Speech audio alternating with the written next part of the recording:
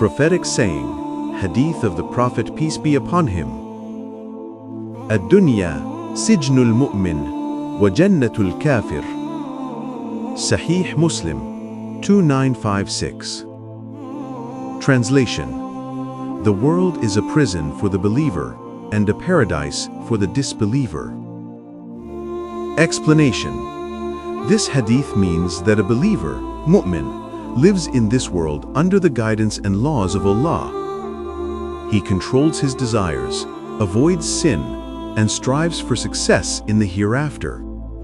In contrast, a disbeliever lives according to his desires. For him, worldly pleasures are everything, and he has no concern for the life after death.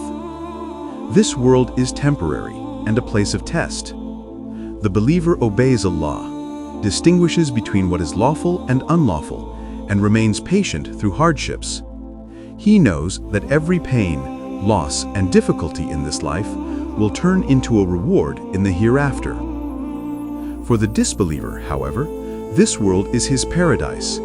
He enjoys it freely, without caring about the consequences of the hereafter.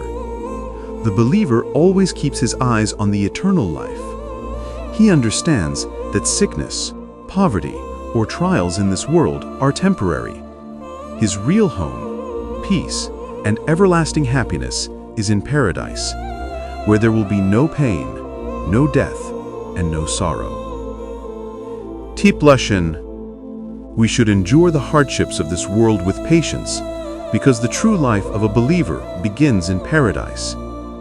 May Allah grant us patience, gratitude, and steadfast faith in the trials of this world. Ameen. Request: Keep praying to Allah, and always remember to pray for others as well. Moon.